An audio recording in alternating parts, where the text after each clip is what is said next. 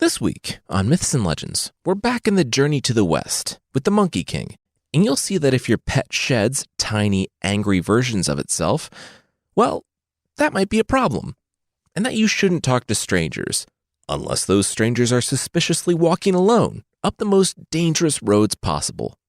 The creature this week is a giant monster who just wants to fill your home with his poisonous, stinky fluid.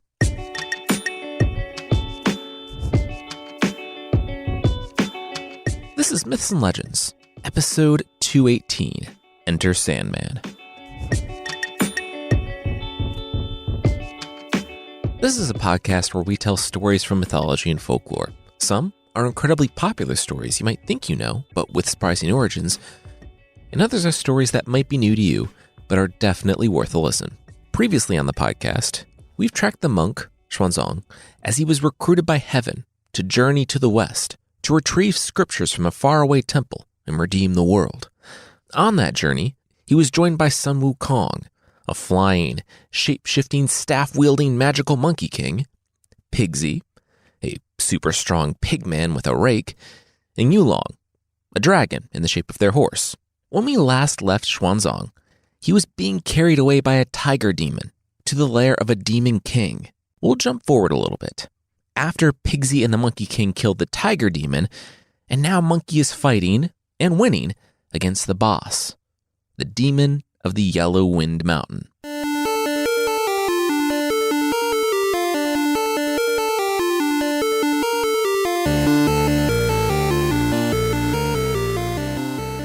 Monkey leapt high in the air, jamming his hand into his side, tearing out a clump of his own fur and shoving it into his mouth.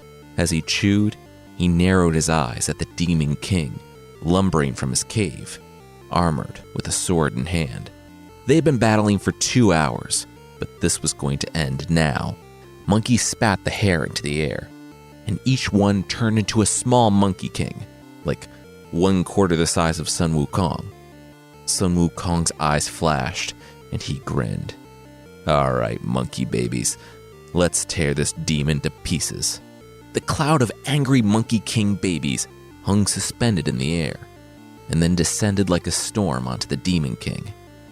The Demon King was darkened by the shadow of hundreds of monkeys dropping from the sky onto him, when he completely obliterated them all. The Demon King and the Monkey King had been battling for 2 hours, and Sun Wukong was winning.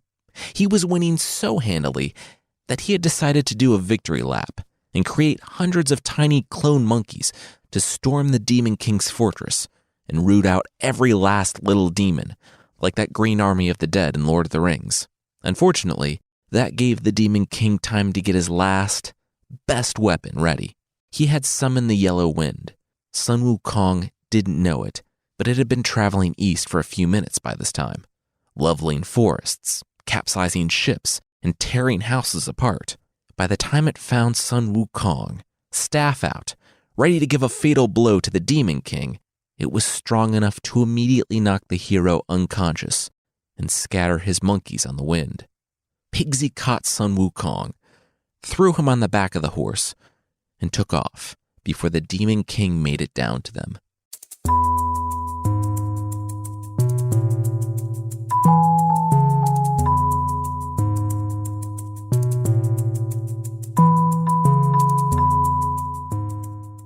Sun Wukong awoke with a gasp, bumping on the horse as it trotted along.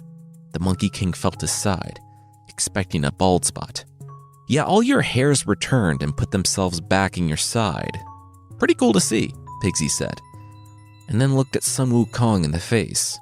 "Aw, bud, it's okay. It'll be okay. We'll get him back. Don't worry about it." Sun Wukong wiped his eyes. What was happening? "Oh, those are tears," Pigsy said. "You're crying." Monkey shook his head. No, he was just hit in the face so hard that he was sniffling, and his eyes wouldn't stop watering. "Which is called crying," Pigsy said, and then pointed up ahead. Here they were. When he was securing the horse, when Monkey King went off to fight the Demon King, he had chanced on a peasant family's house up here. He thought they would be staying in the Demon King's lair tonight, as victors with a sweet new Demon King rug. But the best laid plans of monkeys and pigs, am I right?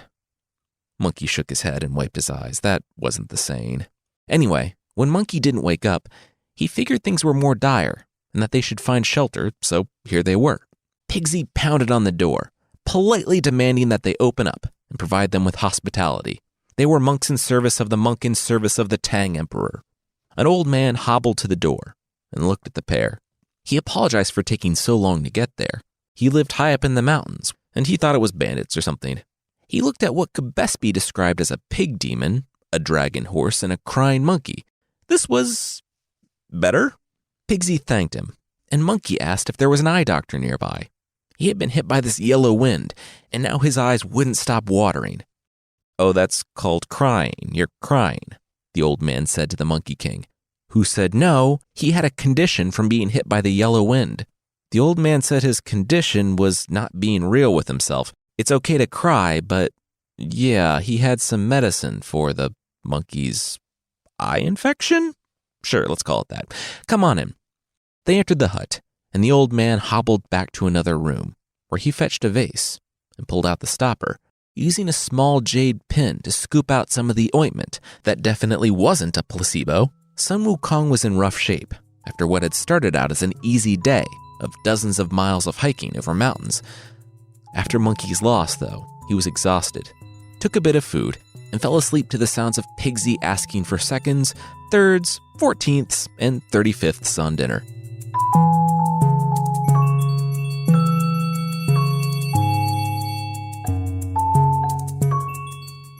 "Oh my gosh, Pigsy," Sun Wukong said, sitting up in bed.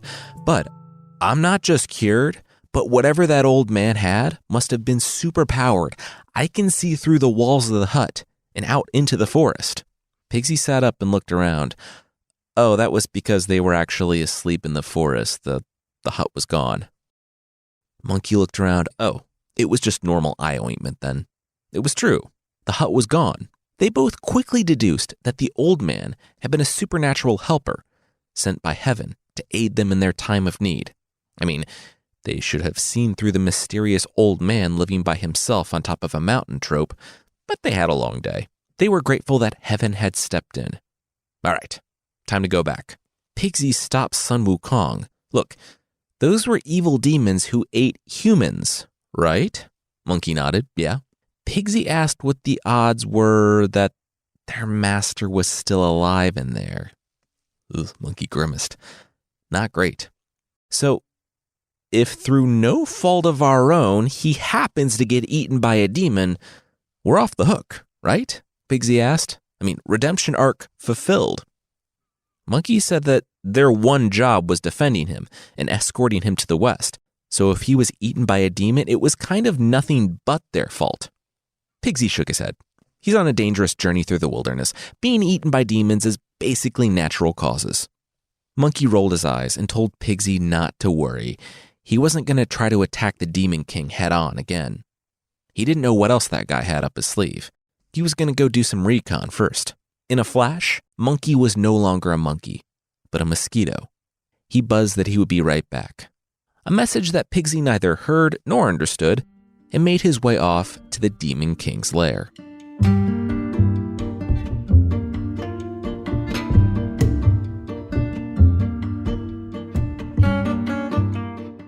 "My one weakness?" the Demon King asked in reply to one of his impish demon servants. "The one thing that can stand against my epic wind power? Glad you asked. Since it's just us in here and no divine warriors conveniently perched on the rafters, I can lay it out for you guys. Nothing. No one can stand against my wind power. Pretty sweet, huh? Well, the Bodhisattva Lingji is the only one who's supposed to be keeping an eye on me, making sure I don't get into too much trouble, but you know when a kid checks to see if their parent is looking before doing something that they know they shouldn't, and they just kind of get away with it? It's like that, but with, cannibalism. He's the parent on his phone at the playground, and I'm eating the other children, so no worries about the Monkey King, friends. If he comes back today, he's dead." The little demons looked to each other and nodded. Huh, that chunky bit of exposition really put them at ease. Thanks. The Monkey King widened his little compound mosquito eyes. Wow, first he finds Xuanzang alive, tied up to a pole in the back, and now this? Nice. He slipped back out of the compound and found Pigsy and the horse on the road. Monkey snapped back to his original form and explained everything about the Bodhisattva Lingji. They knew all of this, but they didn't know how to find him.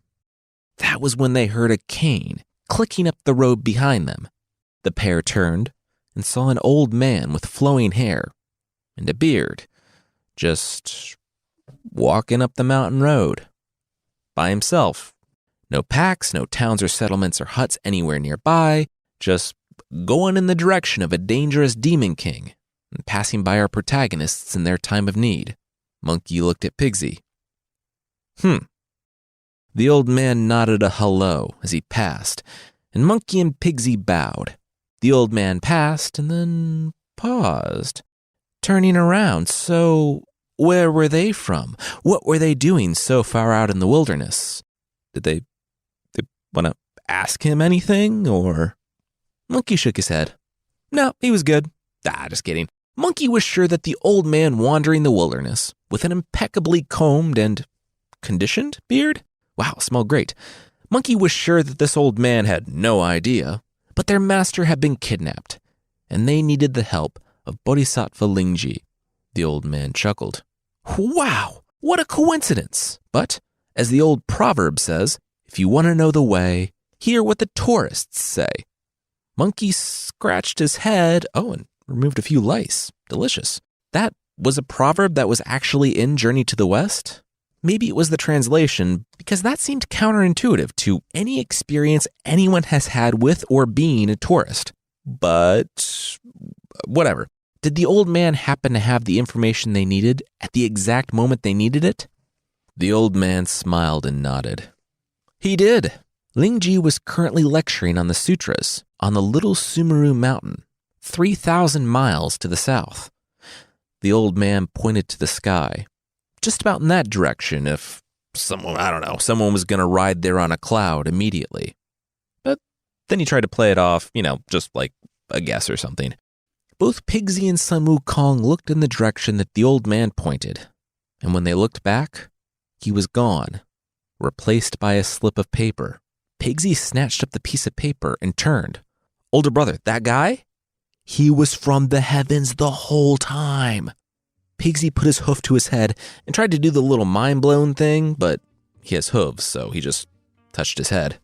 Monkey King's eyes widened. What? No way. That definitely wasn't what he had been thinking this whole time. Wow, all right. Well, 3,000 miles? He'll be back in 10 minutes. Maybe 15. Sun Wukong nodded to Pigsy, summoned a cloud, and leapt into the air.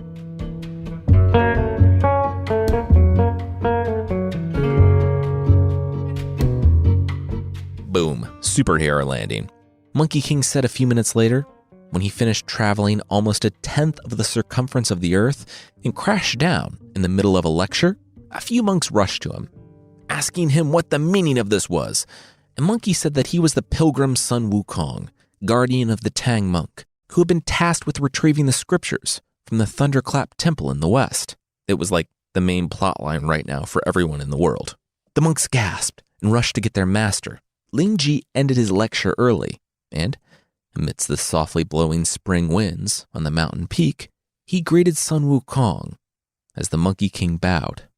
The Monkey King asked the Bodhisattva if the being knew anything about the Demon King of the Yellow Wind. The Bodhisattva smiled. Yeah, the Demon King. Good kid. It had been what? A few 100 years since he had stopped by? The Monkey King nodded. Cool. How did the Bodhisattva leave things? The being thought back. Yeah, he had left the Demon King so that he could do his lectures, because the Demon King promised not to be evil and eat people and all that stuff. The Monkey King then asked if the Bodhisattva might be able to guess why the Monkey King was there. The Bodhisattva bit his lip. It had been a while. Let him guess. The Demon King was being evil and eating people and all that stuff? The Monkey King nodded. Yep. You know what it could have been? The Bodhisattva said. Demons can't be trusted. To honor their word, or at all, the Monkey King interrupted. Glad we all learned something today. Should we leave now? Right now? The Bodhisattva snapped a finger, and a monk appeared. The Demon King was powerful, and yes, his responsibility. But with the power of the yellow wind, he couldn't simply be stopped. Not unless you have a wind-stopping pearl, the Bodhisattva said, pulling out what the book calls a wind-stopping pearl. Seems like this was created just for this purpose, the Monkey King said, and summoned a cloud. Meet you at the Yellow Wind Mountain? Oh, and one more thing, the Bodhisattva said. When we get there, I'm going to need you to draw him out of the cave so I can subdue him. The monkeys said that would be challenging. The last time the yellow wind hit him, it gave him an eye infection. So it made you cry? The Bodhisattva asked. Yeah, let's go, the Monkey King replied. And they were off.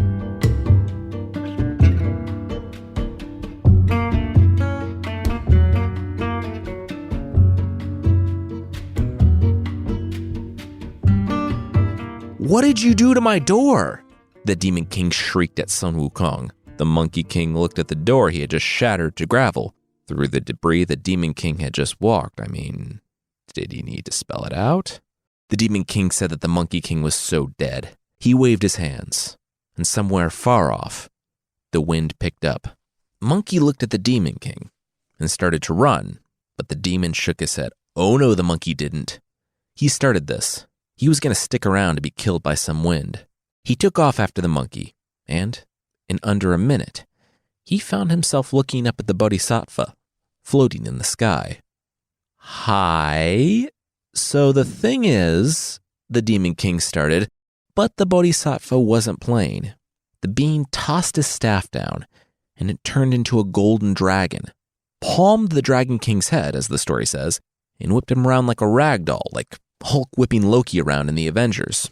When the dragon was finished, it tossed the Demon King to the ground. Monkey and Pigsy looked to see not the massive demon foe that they had fought, but a yellow mink. Yep, he was a yellow mink the whole time, a normal animal that gained a level of self-awareness and sentient thought to be able to understand the way. He originally wasn't bad, just hanging out in heaven, but he stole some oil sometime, so he was banished here, to Earth. I was supposed to keep an eye on him, but, stuff came up. Anyway, now that he has spent a few hundred years doing way worse stuff, I should take him back to the Buddha for another judgment. He nodded at the Monkey King, thanking Sun Wukong for the heads up, and shot off to the west.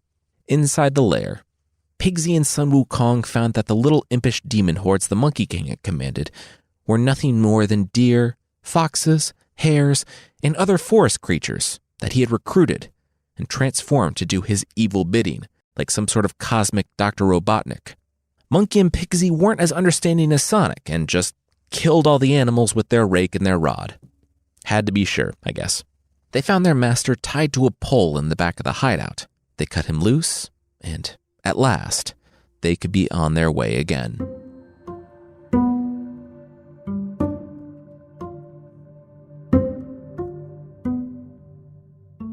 We'll see the Monkey King add yet another member to his party, but that will be right after this.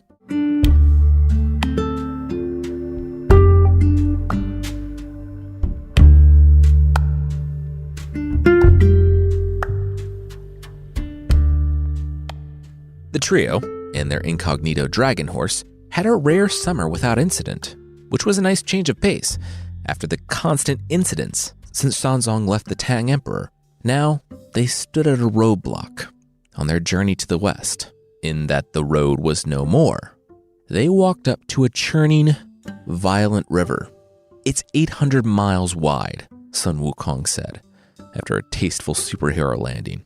He had just flown up and used his divine eyes, which could discern good or evil at 1,000 miles. He spotted a ferret who was committing tax fraud on the other side, so, 800 miles. 800 miles wide, Pigsy asked. Were they sure this was a river and not a moderately large sea?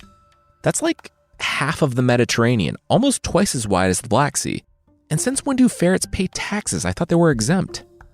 Okay, the ferret thing was an addition, but the 800-mile wide river is legit and in the text, and let's not think about it too much, Sun Wukong replied. Our problem is not the existence of this impossibly wide river. It's getting across this impossibly wide river. Why can't you just, take him into your arms and jump with him? Pigsy asked. Then his tiny pig eyes widened. Whoa, wait. Why didn't Monkey just jump all the way to the Thunderclap Temple in the west? Why didn't the Eagles just drop the ring into Mount Doom? Monkey asked. Because it wasn't their job, and also they couldn't physically do it. Also, it doesn't make for a great story. Same reasons why I can't jump him to the west. It's not my job to carry him, but to escort him. It's about the journey, the trials, and the sacrifice, as much as the destination. And like the Eagles couldn't carry the ring to the exact spot it was forged, I physically can't carry Master to the west. I alter my weight so I'm like a cloud. I can't carry him, he'd be too heavy. And lastly, the story would just be pretty boring. It wouldn't be Journey to the West. It would be Super Monkey Jump to the West. It'd be like 3 sentences long. Now, back to the problem at hand. Pigsy, this is you, bud. Pigsy's ears flopped as he cocked his head. Why is that? It was a river. They all had to cross it. Together. Monkey said that one, he wasn't a fan of water. Also, he pointed out to the river. A whirlpool formed. And from its center, something rose. A hulking, massive lump of sand, wearing a necklace of skulls. Soon, it grew to the size that it blocked out the sun, and when it opened them, its red eyes focused in on the pilgrims. And tooth-studded maw opened. And you're up, Pigsy, Sun Wukong said with a nod, before grabbing their master and sprinting for some high ground. Pigsy swallowed hard, gripped his rake, and leapt for the river monster.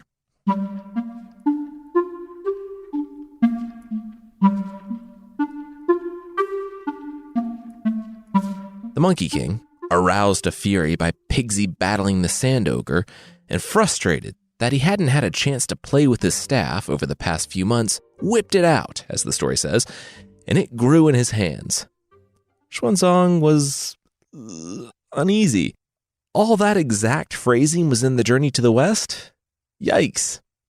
Sun Wukong announced that he was joining the battle and leapt from the mountain. With one look at the Monkey King, the river monster that Pigsy had been battling for hours panicked and dove back into the water. Monkey's staff shrunk. Bummer. But then Pigsy had an idea. The monster had been here for how long? Years? Forever? It would know the safe spots to cross the river, the shallow places. They just had to capture it. Pigsy had a plan. He knew he couldn't capture it all by himself, but if he was able to lure it out of the water, then Sun Wukong and Pigsy, combined, with the monster no longer having the home court advantage of being underwater, they might stand a chance of capturing him. Monkey agreed to it because it wouldn't, quote, cramp his style by getting his fur wet, or force him to transform into a water creature. Yeah, it's not that he couldn't or that he would be less powerful, he just didn't want to. And as someone who kind of hates swimming, I get that. He watched Pigsy peel off his blue silk tunic and kick off his shoes before diving in, rake first. While Monkey got in position, Pigsy descended on the sandy bottom of the river. But he didn't see the river ogre. Then, the eyes on the bottom of the river opened. The monster didn't live on the bottom of the 800-mile-wide river. The monster was the bottom of the river. Pigsy narrowed his eyes and held his rake out. Time to go Zen garden on the sand demon. Demon? Whoa, bud, come on, the monster said, halting his rise from the bottom of the river. He told Pigsy that he wasn't some demon. He had been a big deal once. In heaven, he dropped a glass of jade. The emperor wasn't too happy about it, so he was stripped of his hat, armor, and rank. His cheek stuck to the executioner's block as he awaited his fate.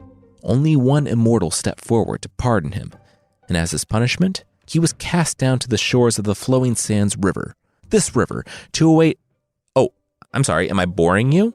Pigsy looked up from his phone. Oh, no, I caught the gist of it. We're good. You're a river demon who wants to eat us. The river sand monster groaned and continued his rise.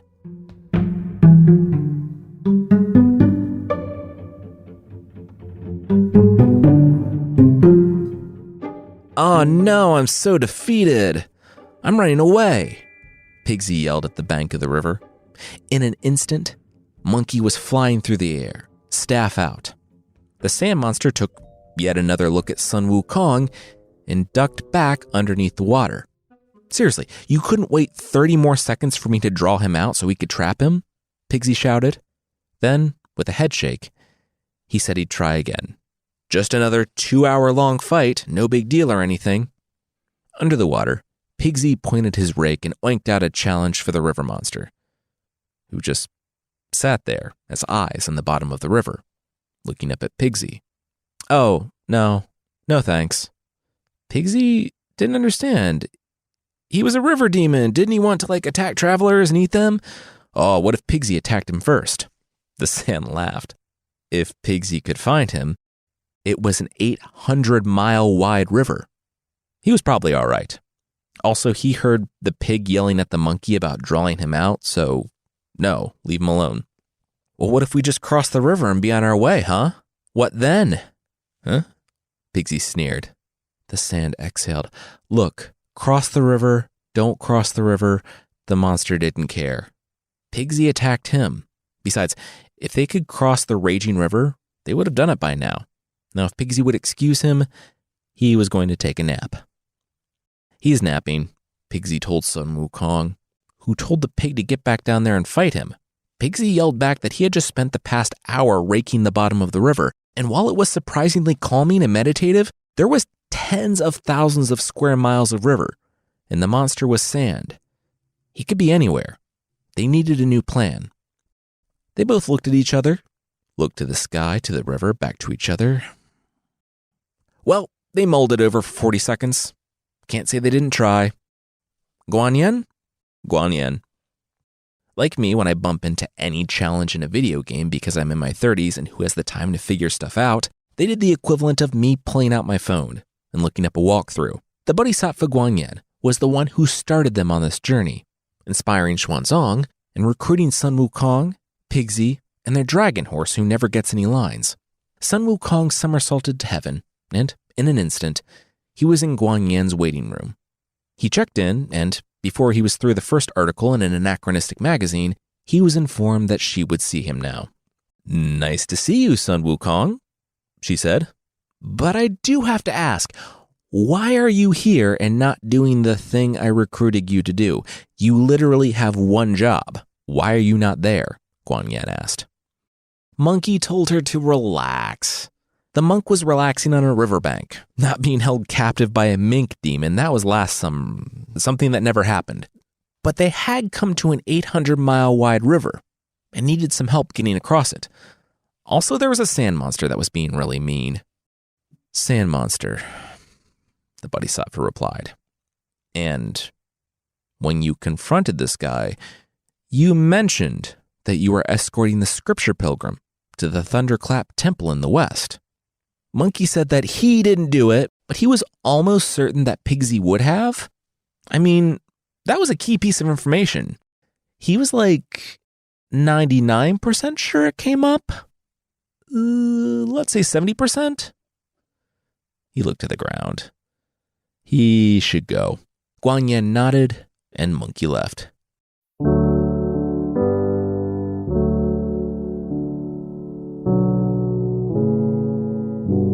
You jerk, Pigsy yelled, throwing down his rake as the sand monster stepped from the river, the sand falling like rain, until he was the form of a human man, the grains of sand smoothing out into skin and robes like a second-tier Spider-Man villain. Why did you fight me? You could have just said you were waiting for the scripture pilgrim to join him on his quest.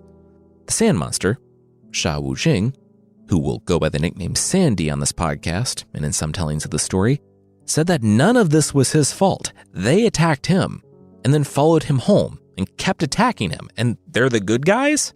Sun Wukong stepped forward. It was an honest mistake that they've made with literally everyone so far to join their party. The dragon horse, Pigsy, and now Sandy. They wouldn't make that mistake again.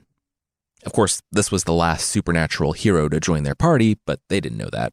Sandy straightened his yellow silk shirt and bowed low before Xuanzang, the scripture pilgrim, saying that he was ready to embrace his new faith and start his own journey to redemption. Xuanzang took the razor and shaved his hair off, though since it was made of sand, it could probably just regrow instantly into whatever style he wanted to, but it was mostly about the symbolism anyway. Sandy rose and Sun Wukong pointed to the skulls of his recent kills that he wore around his neck. That didn't quite go with the new look, and the Bodhisattva had said that could be used to make a boat, buoyed up by Sandy, so that they could all cross the 800-mile-wide river.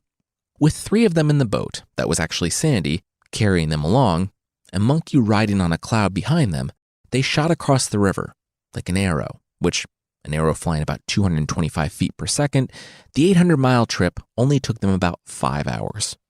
The Sandy boat landed on the opposite shore, and Xuanzang stepped off, followed by Yulong and Pigsy.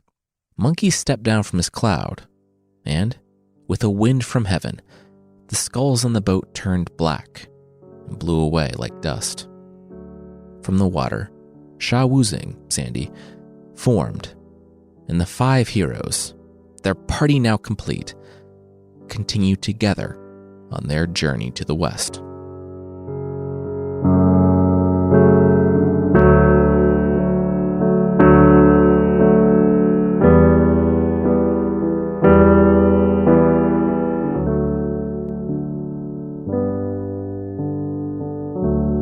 We'll pick back up on this episodic quest, but that'll be later.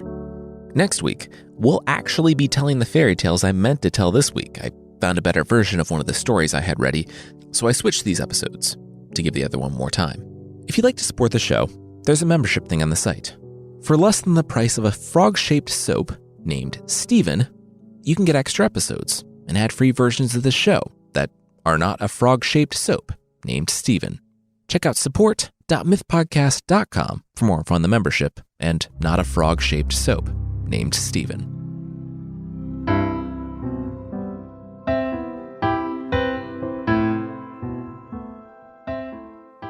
The creature this week is the Aniwai from the Ojibwe people in the United States. The Aniwai is ostensibly a giant skunk, but it isn't Monster Skunk who was farting everyone to death, as told in episode 58. It's one of my favorite stories we've told on this podcast, and I linked it in the show notes.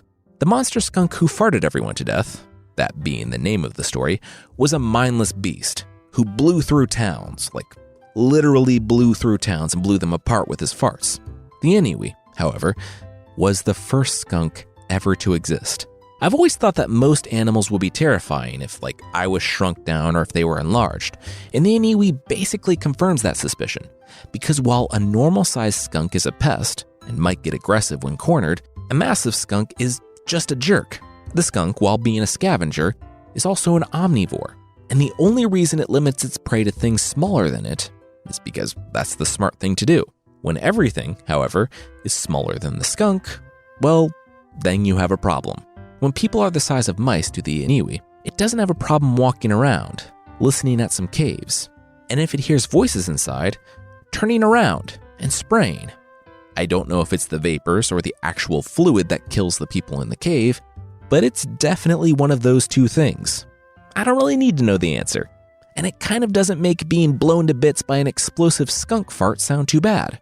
This giant skunk enters the caves and snacks on the humans to its leisure. Like Monster Skunk who farted everyone to death, gonna see how many times I can say that in this segment, its success emboldened it to the point where it was attacking villages.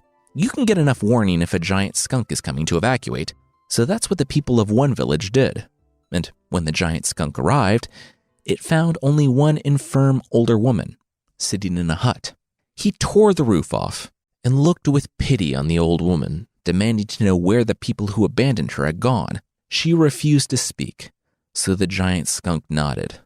Wow, brave. For this act of solidarity, you know what? He would do the right thing. He would cure her of her infirmities for good. And he did just that, by spraying her to death. I can't find out how, but the giant skunk was defeated by the cultural hero, the Great Fisher, who was either a person or a ferret, who would possibly go on to become the Big Dipper constellation. He stopped the giant skunk, but instead of killing it, he shrunk it, limiting its danger to small rodents and black cats, who had the misfortune to get a white stripe accidentally painted down their back.